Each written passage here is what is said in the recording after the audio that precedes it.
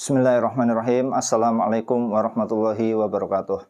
Teman-teman yang budiman dimanapun berada yang dirahmati oleh Allah Subhanahu wa Ta'ala, saya doakan selalu dalam keadaan bahagia dan dilimpahkan rezeki oleh Allah Subhanahu wa Ta'ala.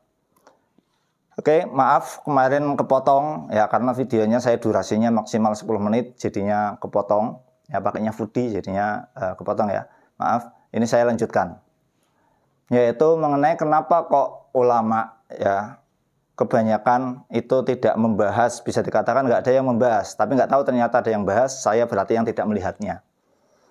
Tidak membahas dalam arti air embun ataupun air dalam kulkas. Air embun dari dulu sebenarnya dari zaman Rasulullah ya sudah ada ya, karena di situ tadi di Syam ya, daerah Timur Tengah sana itu kan sudah ada yang namanya hujan salju maupun hujan es, di sana sudah ada. Dan di sana ya ada musimnya juga, adanya musim semi juga ada. Ketika musim semi itu kan ada embun-embun. Di situ ada tetes-tetesan embun yang di pohon-pohon itu dan lain sebagainya. Tapi ternyata nggak ada yang membahas, baik para sahabat, baik dulu zaman Rasulullah, baik belakang ulama-ulama itu nggak ada yang membahas. Tapi nggak tahu kalau ada yang membahas ya, saya berarti nggak menemukannya. Nah ini yang makanya zaman dulu aja nggak dibahas kayak gitu loh, nggak ada dalilnya. Makanya di situ rata-rata ulama menyebutkan 7 saja, tidak menyebutkan yang namanya air embun, karena nggak ada di hadisnya atau dalilnya, itu nggak ada, nggak menyebutkan air embun ya. Tapi untuk masalah air embun apakah itu untuk bisa dibuat bersuci atau tidak, nah itu perkara lain, udah saya jelaskan kemarin ya. Jadi air embun, apakah ada orang yang mau mandi besar atau mau wudhu terus mengumpulkan air embun dulu untuk untuk mandi ataupun untuk membersihkan najis? Kan enggak. Ada air embun otomatis banyak air, ngapain pakai mengumpulkan air embun seperti itu untuk mandi dan lain sebagainya, air yang lain banyak kan gitu ya. Itu terus yang kedua yaitu air dalam kulkas juga sama. Air dalam kulkas dalam artian bukan air yang dimasukkan ya, air maksudnya di situ karena dipengaruhi suhu atau dikecilkan atau bagaimana saya nggak tahu. Di situ itu kan ada, nanti kan keluar esnya membeku di situ. Apakah itu bisa untuk sesuci? Untuk permasalahan itu untuk bisa sesuci apa enggaknya ya. Tapi gini permasalahannya, kita kenyataannya saja, apakah orang mau mandi besar atau mau wudhu atau membersihkan najis, beda istilahnya buat es dulu seperti itu ya, dengan lemari es tadi, setelah itu nunggu mencair, setelah mencair baru untuk mandi atau untuk wudhu dan untuk berjalan dan lain sebagainya.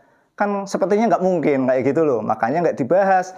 Dan rata-rata nggak pada menanyakan kepada mufti-mufti permasalahan tersebut karena tidak dibahas. Loh kok kenapa saya membahasnya? Lah ini perkara lain, saya membahas itu bukan perkara itunya, tapi saya membahas agar supaya yang diterjemah yang masih menggunakan makna air barot itu adalah air embun, supaya cetakan nanti setelahnya diganti ya. Ketika itu memang benar-benar salah ya, ketika udah diteliti memang benar-benar salah, maka itu harus diganti pakai terjemah yang sesuai ya. Kalau ternyata saya yang salah, silahkan boleh tulis komentar di bawah dasarnya, yang istilahnya dasarnya dari mana, kitab apa dan lain sebagainya, sebutkan di bawah.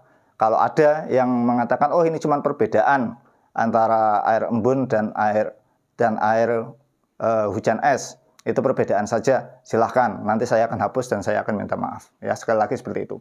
Ataupun yang penjelasan di YouTube yang menjelaskan itu supaya tidak menjelaskannya nggak seperti itu lagi, diganti maknanya air barot diganti dengan cairan hujan es. Ataupun di Google banyak tulisan, coba diketik aja di Google 7 macam air yang bisa digunakan bersuci. Nah ini supaya di Google tadi ataupun di YouTube ataupun di terjemah atau dalam keterangan secara langsung itu mengganti maknanya ya. Ini yang saya inginkan ya, karena ini sudah mewabah, sudah banyak sekali. Tapi memang di sini ulama-ulama di Indonesia terutama, karena ini di Indonesia, tidak mempermasalahkannya sepertinya, karena diam saja, kebanyakan diam nggak mempermasalahkannya. Karena mungkin beranggapan bahwasanya yang namanya air embun juga bisa untuk bersuci. Kayak gitu ya, kemungkinannya seperti itu.